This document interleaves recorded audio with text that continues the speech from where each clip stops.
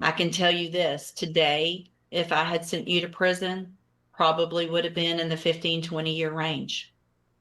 If you're back in here after I give you this opportunity, it's not going to be that. I can't tell you what it'll be. I don't know. It'll depend on what all's going on.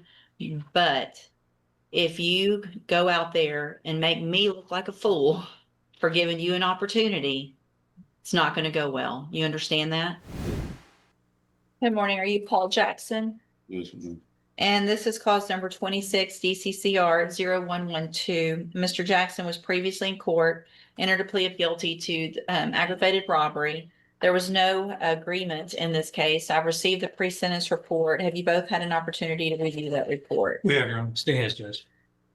Are there any additions or corrections? Not from the defense. Not from the state, Judge. Right, Mr. Rojas, you may proceed. Thank you, Your Honor.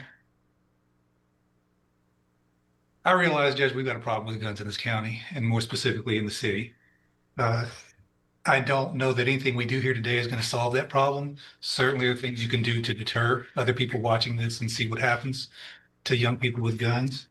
But I think there are some people who are not going to learn their lesson until they go to prison and spend a certain amount of time there. There are some people who are going to go to prison and never going to learn that lesson. They'll just spend their life in a revolving door, coming into court, prison, in court, back to prison. And there are those that, for whatever reason, the circumstances they find themselves in their life, they make bad decisions, make mistakes, and are deserving of a second chance. And I think that's the category we find Paul in this morning, Judge. I think if you look at the letters that were written on his behalf, he was raised by his mother and his grandmother. He lost his mother. I think he was 15 when she passed away. His life went into a downward spiral from there. Just lost hope. Didn't see any reason for continuing on. Got involved with some bad people, and made some bad decisions. But I don't think that those decisions or what he's done in his life on that one day are irreversible. I don't think that's something that should cause him to go to prison for a certain amount of time and have a felony conviction on his record and come out possibly worse than he is today. As far as the incident reports, all the incident reports that are negative happened prior to the plea. I think there's an incident report that happened recently. I think he hurt his knee or something else. Yeah. That's nothing bad against him, I don't believe. He's a 17-year-old kid.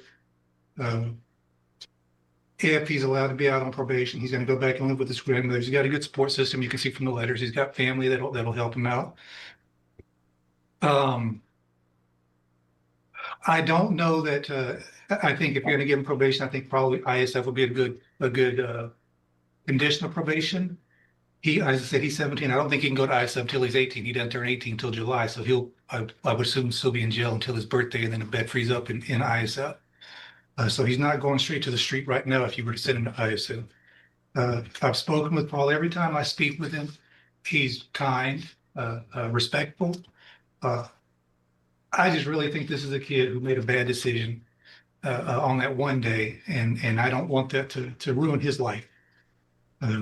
Speaking with him, he is remorseful. He's sorry this happened. He asks about the two kids, the victims of the case, and he wants to issue apologies to them, and hopefully they're not too traumatized by what happened.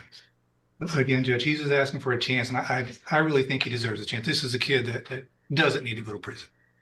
If you look at his life before his mom passed away, apparently he was doing good in school. Once mom passed away, he started missing school and had to go to a different education place, and so he just had a traumatic event in his life, and his life took a 180-degree turn from there. But I think it's something that can be reversed, and he's just hoping that you give him a chance to do that. All right, thank you. Your Honor, you know where I stand on these kind of cases, so I won't belabor that. But what I will do is point out what I consider to be aggravating factors in this case, Judge. And despite Mr. Rojas's argument as to what mitigation there is in this case. I believe the aggravating circumstances outweigh any mitigating circumstances. And what I'm getting at is the fact that this defendant robbed at gunpoint with another co-defendant who was also brandishing a firearm, a 16-year-old, took his iPhone in front of that 16-year-old's 5-year-old niece, Judge. Can you imagine the trauma to that 5-year-old to watch her 16-year-old uncle get robbed at gunpoint, Judge? And with regard to the firearm that this defendant used, it was a P80, Your Honor, for the courts, in case you're not familiar with that, polymer 80 firearm that comes in a firearm kit that is partially complete. Doesn't take much to make it a functioning firearm. The thing about that is the ATF calls those guns ghost guns because they have no serial number. I submit to the court, what does a defendant, in this case, a 17-year-old defendant, need with a firearm that does not have a serial number, Judge? So for those reasons, I say that any mitigating circumstances are outweighed by those aggravating circumstances that I just referenced. And I'd ask the court to sentence this defendant in accordance with your sentences in other similarly situated cases, Judge. Thank you. Thank you, Mr. Coleman.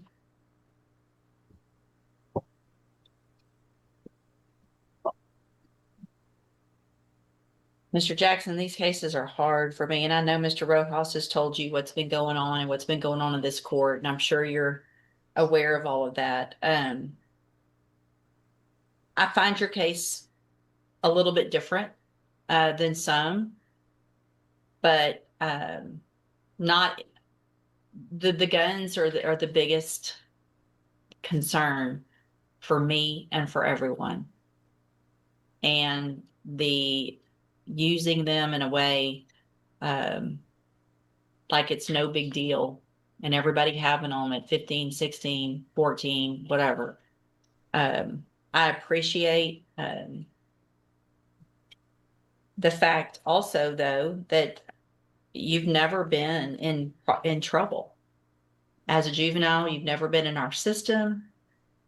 You figured out real quick that you need to follow the rules in jail, because I'm sure word got out there people are talking about the fact that that is something that really affects me and what I do. And so I appreciate the fact that you've gotten your act together out there.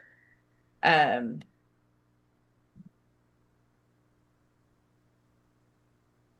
I'm talking because I don't know what I'm going to do with you right now, because I don't disagree with either attorney here today. And that puts me in a position where I've got my job is two things. Is one well, more than that, really. One is to protect our community. Another is to punish. Another is to rehabilitate. It's something where I have to potentially take chances that makes me sometimes uncomfortable. It looks like that before your mom passed away, you were doing really well in school, playing basketball, right? And that's a hard thing to go through, especially at your age. But you can't let something like that get you where you are now, right? What would she want you to be doing? Not this, right?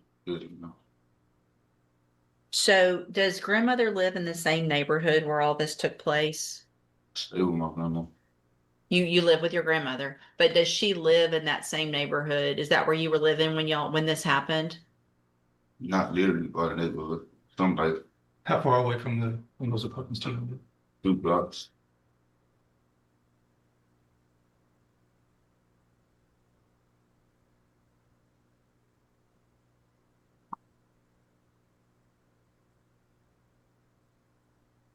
Do you have anything you want to tell me?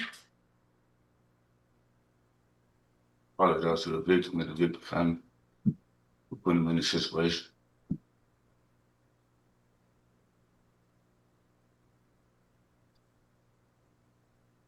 All right, here's what I'm going to do, Mr. Jackson, and I hope that you don't make me regret this, because here's what's going to happen.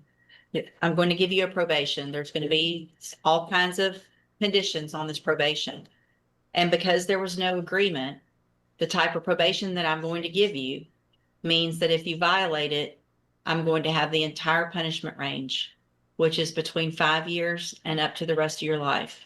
You understand that punishment range? Yes, I ma'am. can tell you this, today, if I had sent you to prison, probably would have been in the 15, 20-year range.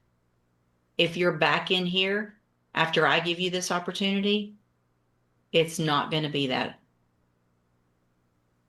Yes, ma'am. I can't tell you what it'll be. I don't know. It'll depend on what all's going on. But if you go out there and make me look like a fool for giving you an opportunity, it's not going to go well. You understand that? Yes. I want you to succeed. You've got family here. They want you to succeed. So what I'm going to do is find that you entered your plea of guilty. Freely and voluntarily. Find sufficient evidence to find you guilty. However, I'm going to defer all proceedings. You will be on probation, on a deferred probation for 10 years. Yes. I'm going to order a $500 fine. I'm also going to order that you serve 3 months upfront time. And so after that 3 months in our county jail, you will then be ordered to enter and successfully complete the cognitive track of the ISF program. And let me tell you what that program's for. It is to help you make better decisions. You need to pay attention there. You're still young and your life is going to be very different. You're not going to be able to do everything that your buddies are doing. You're going to have to follow these rules, because if you don't follow the rules, you're going to go to prison. They may or may not. So you're starting off your early adulthood very different, and you either make a conscious decision to change and grow up and be mature about it, or you end up in prison. It's that simple, right? Once you get out of ISF, you'll live with grandmother. I'm going to order that you are ordered to live with her at her house until I order otherwise. So you get a job, you want to get your own place, you want to go live somewhere else. You don't get to do that without my permission. So you don't get to go hang out other places. You're home every single night. You will have a curfew. If you're not there and you're caught not home when you're supposed to be, you're right back in here and you could go to prison. So I'll do what I can to put the rules there. It's up to you to follow them. Make sense? Yes. Obviously, a condition of your probation is that you are not allowed to have any firearm at all. You cannot have firearms at your disposal. So if there are firearms at grandmother's house, they either have to be under lock and key or removed from that house.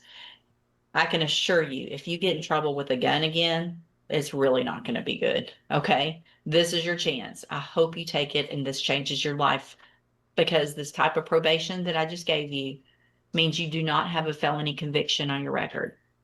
So if you have a felony conviction, it changes your life really bad in a lot of ways. You can't get certain jobs. You can't go to certain schools. You can't live certain places, even apartments. Sometimes they don't let convicted felons live there. So you don't have a felony conviction right now. But if you violate, you're back in and you do. So you kind of have a clean slate. It's up to you to keep it that way. Okay. I'm handing you the trial court certification that shows this was an agreement, or there was no agreement. Actually, you do have some rights to appeal. You can talk to Mr. Rojas about that. Judge, I would ask that the court consider making a condition of its probation, no contact with the co-defendants. Yes. And I was looking for the names of those co-defendants. I can't find this. It might be in here. So, Mr. Jackson, you are to have absolutely no contact, no communication whatsoever with Dale McDonald. Okay. And also obviously no contact, no communication with the victims in the offense. You're not to go near that street or their house. So if that's the way you normally get in and out of the neighborhood, you've got to find another way to go. You cannot be anywhere near that area. Do you understand? Yes. Okay. Judge, there was a third subject who was, or co-defendant who was unidentified at the time of the offense. I think that in Mr. McDonald's case, there was at least an identification made, information as to that third individual. I don't have that in front of me. So whoever the third guy was, and we'll get their name, you can't be around him as well. And that doesn't mean just in person, like y'all can't send each other messages on DMs or anything like that. You understand? Yes. Okay. All right. Go back with the bailiff. Thanks, Judge. Good luck to you, sir. In the end, the judge gave Paul Jackson something many aggravated robbery defendants never get: a clean slate hanging by a thread. But this wasn't forgiveness. It was controlled pressure with prison waiting behind every mistake. One wrong move, one bad friend, one gun, and the second chance disappears forever. So was the judge right to gamble on rehabilitation? Or did this defendant already prove he can't be trusted? Comment below, hit like, and subscribe for more real courtroom breakdowns.